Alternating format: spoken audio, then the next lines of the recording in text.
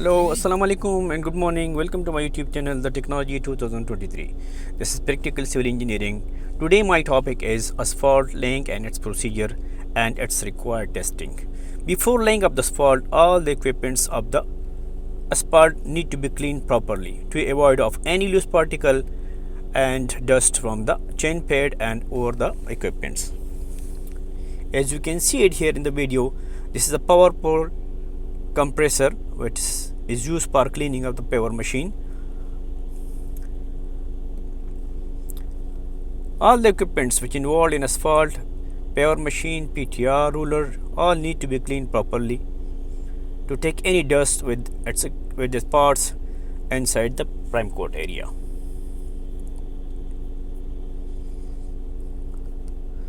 Once all the equipments will be cleaned, then it will be moved forward for asphalt laying. And before asphalt laying, the joint should be cut transversely and vertically. The joints should be staggered 2 meters as per the requirement or as per the specification. All the joints need to be cleaned properly and to be remove all the loose material from the bottom of the surface near the joint top area and the vertical surface of the joint. There should be no dust and soil, muddy soil, sticky soil over the joint, because later on it will make debonding between the fresh layer and the existing layer. So the joint should be properly cleaned and need to be put Tack coat over this one. I will show you later on and how we are putting this one.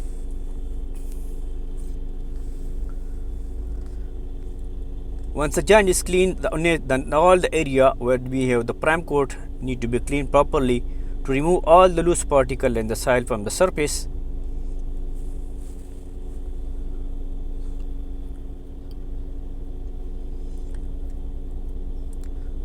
The cleaning will be continued until the whole prime coat area, the joints area,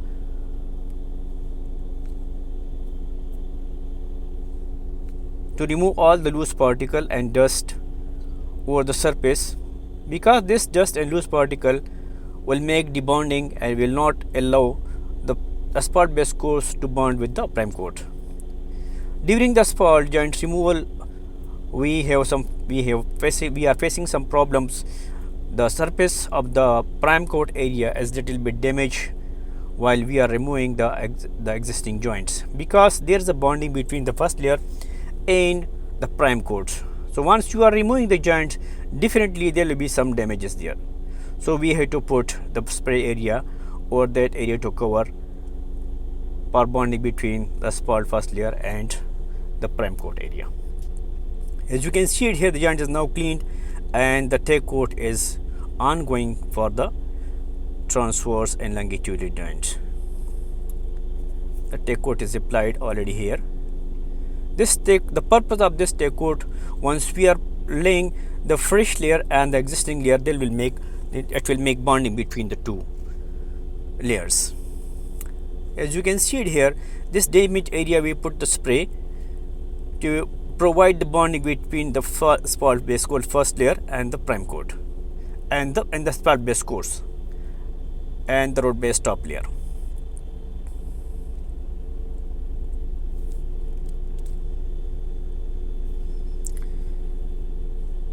The area is damaged because it's have better bonding between the asphalt base course first layer and the road base material. After the cleaning of the area setting out to be done, steel pen to be provided after each 5 meters for putting the string line for laying the asphalt.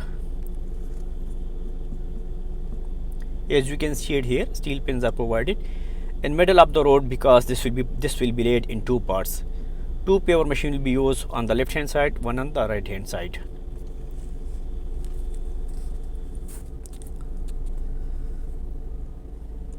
The area is now ready for asphalt laying. As you can see it here, the paver is now moving towards the asphalt area and we will start the asphalt laying. All the equipment should be properly installed. As you can see it here, now we are putting the sensor and the lever arm. This sensor is controlling the asphalt design level as per the approved shop drawing. This part is called sensor. The sensor will be connected with the transmission system of the paver machine. So it is working automatically and it's controlling the top level of asphalt. This yellow part is called sensor. Now it is fixed both end with the sensor and another part with the paver transmission system.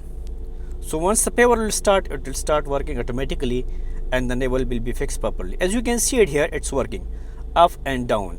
The lights, you can see it here. Once the light is moving up and down, it means it's working properly. Now you can see it here, we already started the asphalt laying here.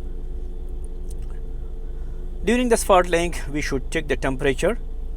The minimum temperature should be 135 for the laying and 160 plus for the delivering from the plant. Now the required temperature is okay, 155. Asphalt laying is started already. Once the temperature is okay, everything level is fine, acceptable, then the asphalt will be continue up to the end of the day until the whole area is covered.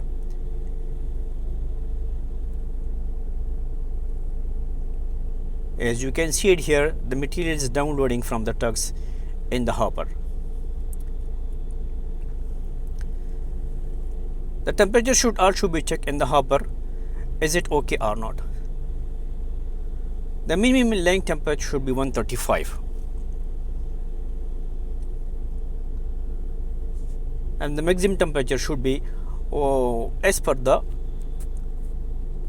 mixed design at almost 160 plus minus 5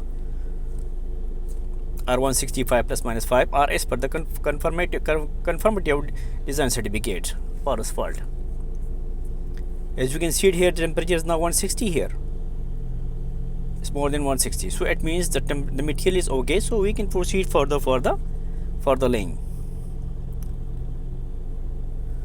Once the laying is started, the backside level should be checked.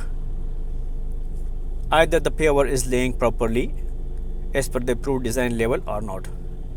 During the laying, we can check the temperature time by time to avoid of any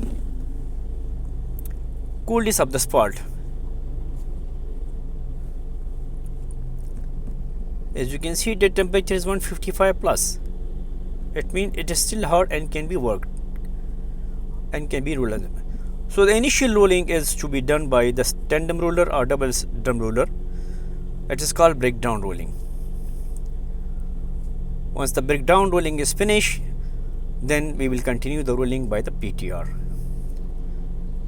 I will tell you one thing, the most of the compaction we will achieve from a paver machine, then from the tandem roller and from the PTR. So the most effective compaction can be achieved from the PTR.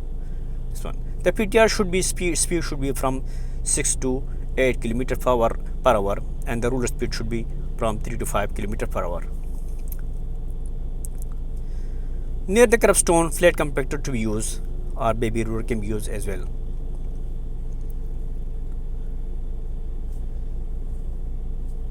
Because near the curb stone, always we are using the small equipment to avoid of any damaging of the curb stone surface.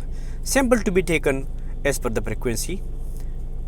Temperature of the joint should also be checked and we have a distance between the two pavers.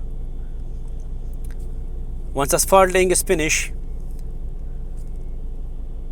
then we have to cross check whether we achieve the required compaction or not. So we have to use nuclear density gauge, and on the same time we have to do the coring as per the required frequency. For the asphalt base course, we need in 200 ton we need one sample, which is to be 2 core from the same place, collecting by the third party and witnessed by the consultant. As you can see it here, the coring machine start the coring. The coring and the sample should be done in 200 ton per sample to be collected or as per the specification of the project. This is car coring machine, core drill machine. The diameter of the core drill machine for the base core should be 150 mm and for the variance core should be 100 mm. The coring will be continued until we will required or achieve the test as per the frequency.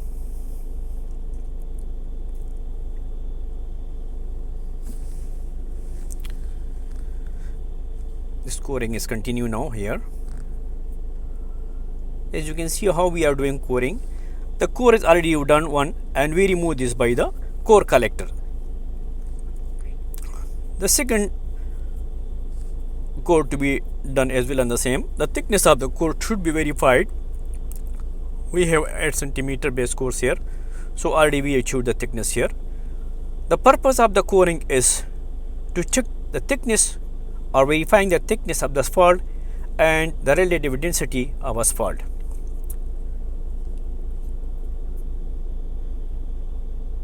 As you can see it here, another core is done and we collected by core collector.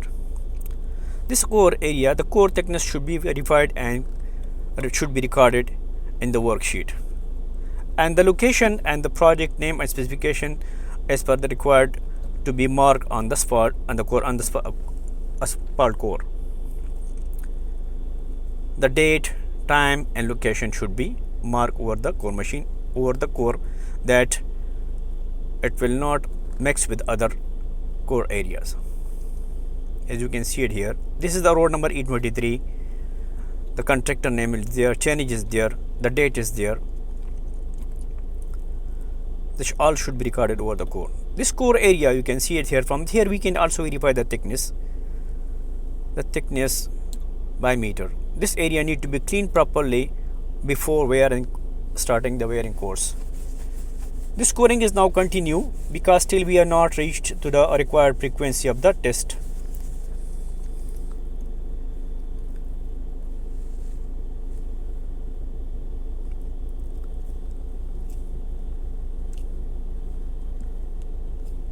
Because if we let 600 ton asphalt, so we should take the core for each 200 for the base course as per the required frequency or as per the required specification. This is called core collector. The die of the core collector should be the same as per the die of the drill.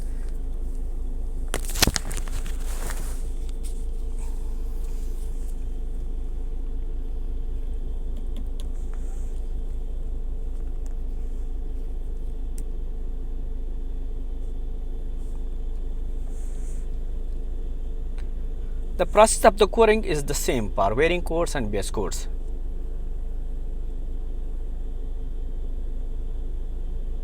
Thickness to be verified time by time for each core.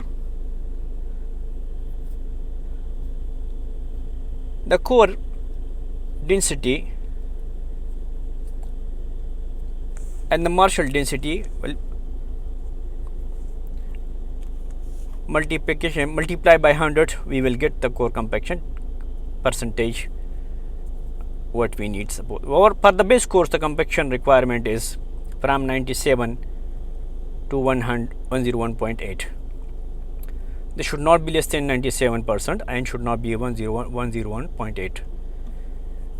If it is less, then it means that the area have less compaction. They need to be recompacted within 3 days or within 72 hours. If it is over compacted, this area to be recorded and to be treated as per the requirement of the authority. Sometimes it is deducting from the payment. As you can see it here, all the cores we will put the chainage and will be recorded this one. The second test which is to be required for the asphalt soft surface is called evenness. The evenness of asphalt should be recorded in the worksheet by third party and should be witnessed by the consultant. This 2 week check longitudinally and transversely, and the tolerance should be not more than 4 mm plus minus. This will be continued and recorded on the worksheet. The worksheet will be signed by the contractor and consultant QC and then will be attached with the INR for closing. This worksheet is unofficial. Later on, the third party will send it this by officially, and then the final INR will be closed. The thickness, the tolerance to be verified by the vernier caliper. As you can see in the bottom side, this is called wedge. From the wedge, we can see we are looking the tolerance, and then we are recording this by the digital vernier caliper.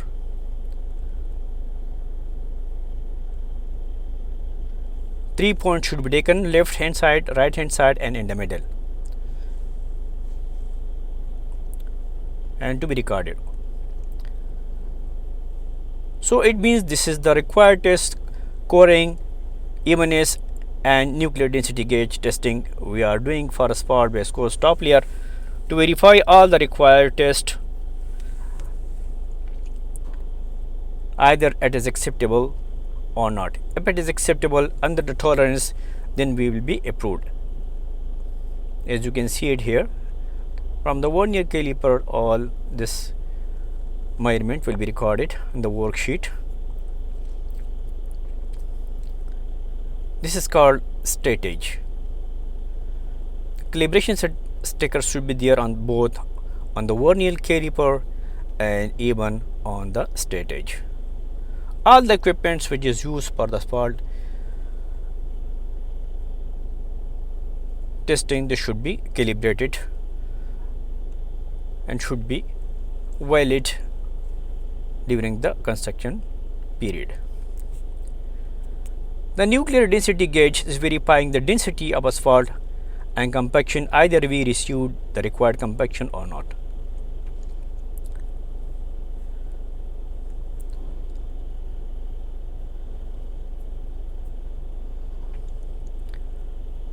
This is for cross checking the compaction. Then the core density and Marshall density, and multiply by 100, we will get the required compaction.